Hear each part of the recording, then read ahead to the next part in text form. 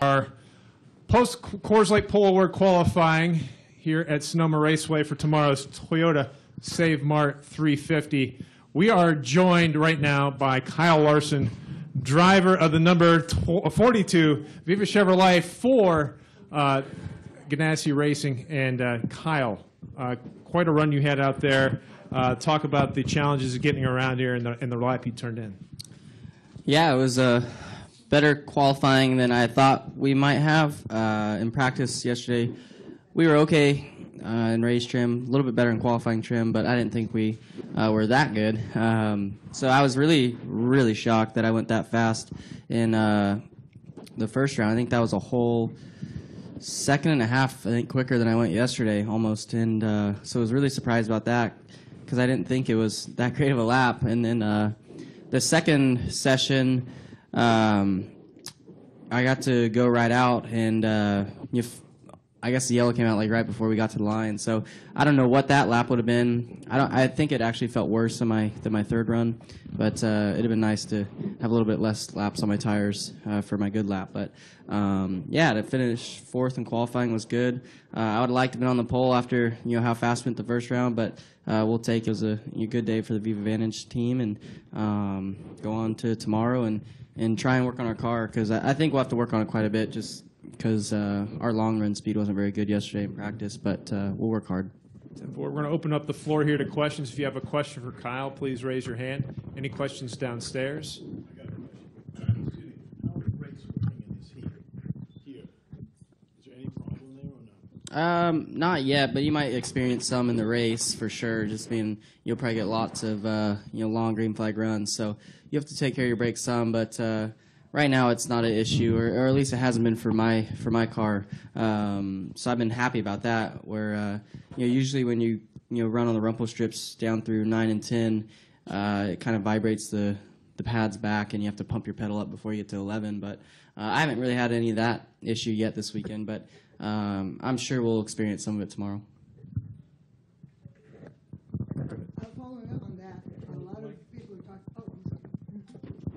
Following up on that, Donna Beth Wellman and Benicia Harold, a lot of people are talking about how dry it is out there from last year. What's your thoughts on that? Dry? Raising some dust. I didn't know. It's definitely not wet. I don't know. It's a pavement track. I don't know.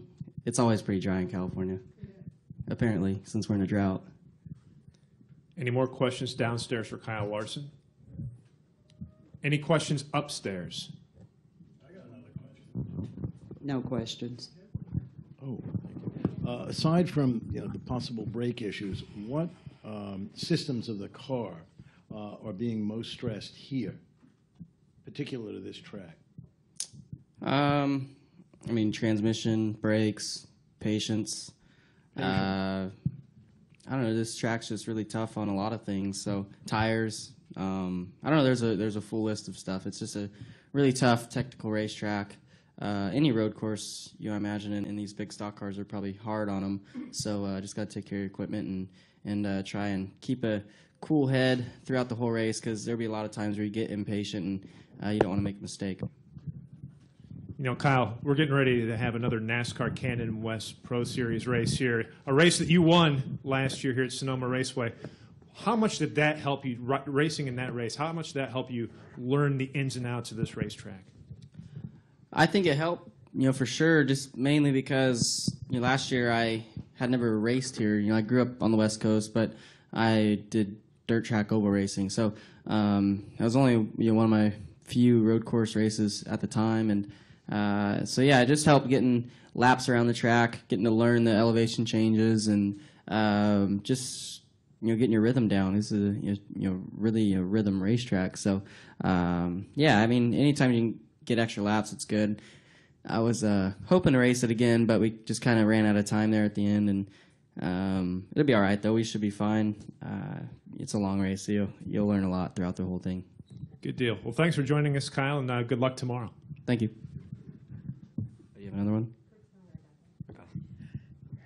Oh, you have one more question. Yeah. I'm sorry. That's okay. Hi. Jeff Gordon's spoken quite highly of you since a year ago last year, at the beginning of the season a year ago. Have you and he talked about anything about progressing in Sprint Cup? Not really.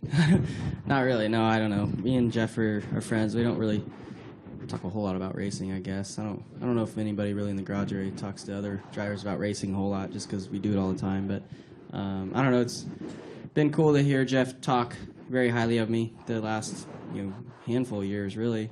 And it's fun to be out there racing with him in his final season. This is both our home track, so but it'd be nice to take a win from him here this weekend. Good deal. Kyle, thanks again for joining us.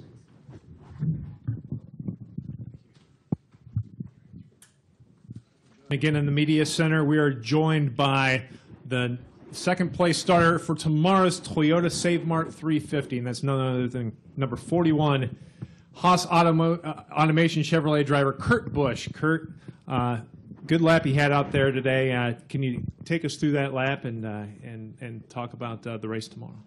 Yeah, it's a great front row starting position for us on the Haas Automation Chevy. It was an eventful qualifying group, both the first session and the second session, with different cars having trouble and going off course and making it where we had to abort our lap.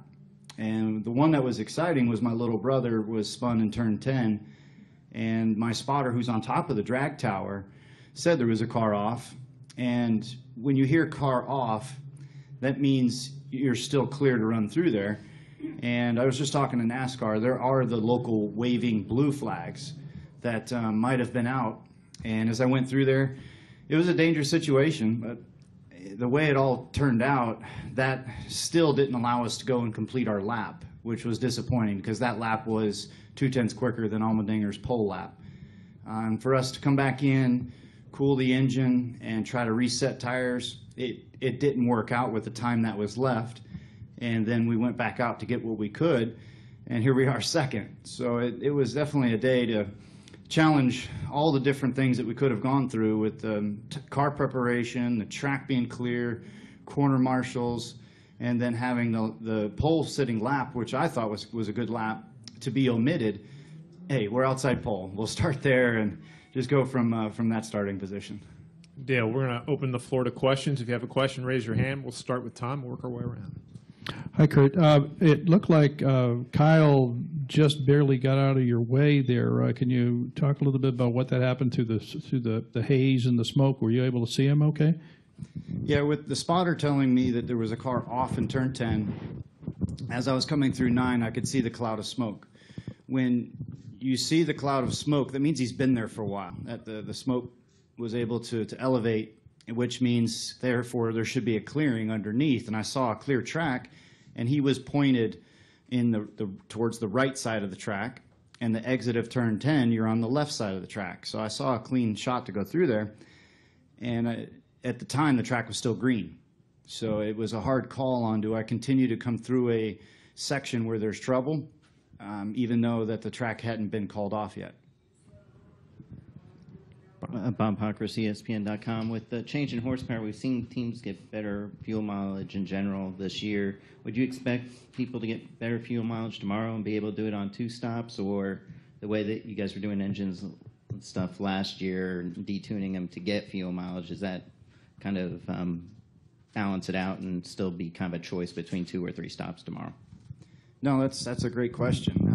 The way that the race has panned out, the majority of the time, 2 stops has been the better way to find victory lane.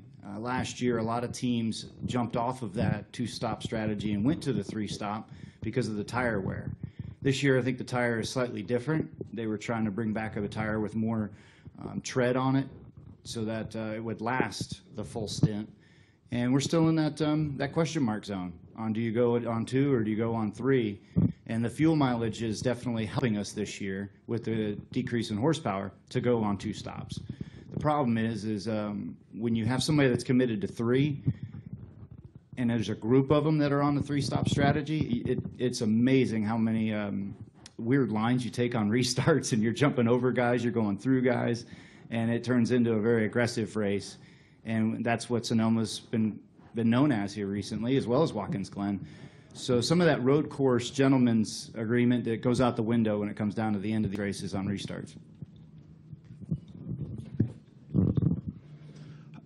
Kurt, Brian Crocho from Auto Racing One. I was out for the Indy 500, which you did last year. I know that it's a scheduling issue and such, but would you like to do that again? Any chance that you can do it again? What are your thoughts on possibly doing the Indy 500 again? Thank you. Yeah, I really enjoyed everything that happened the whole month of May last year, and this year with the way that everything has panned out, the focus has been on the stock car, and honestly haven't made much of an effort towards the communication with Andretti Autosport and looking to put that back together. It's fun working behind the scenes and working on getting a top quality ride in the Indy 500. And am I going to say that I was a smart one by not doing it this year because of the Hondas being at a deficit versus the Chevrolets? Possibly. But at the same time, the way that the world works, it's all about timing. And so right now there hasn't been the right timing to even open up that discussion. I've been focused on the 41 and the Haas Automation Chevy on the NASCAR circuit. Brian Arnold, Social Daily Republic. Obviously, it's very important to start up near the front or at the front. How important is the learning curve from the practice session through the qualifying session for you to be at the front?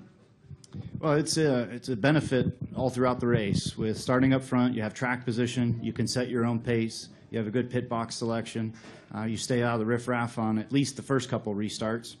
And the way that this race plays out, if you're up front early, then you have the choice of going 2-stop or 3-stop.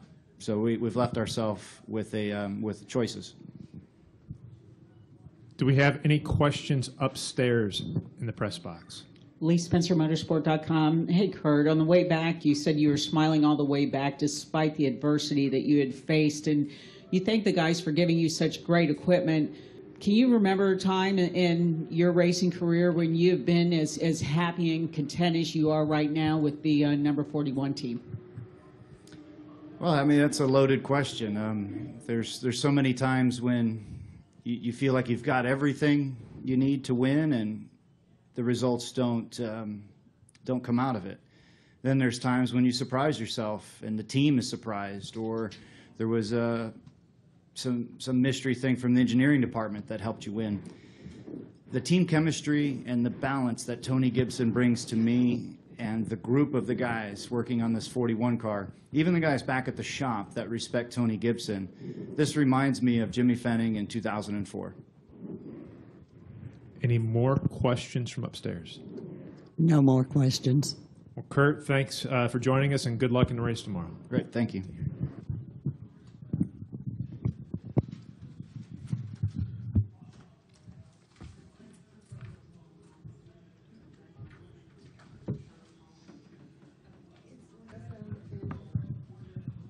If I can have your attention here in the Media Center. It's my pleasure to be joined up here by A.J. Allmendinger, the Coors Light Pole Award winner for the 27th annual Toyota Save Mart 350.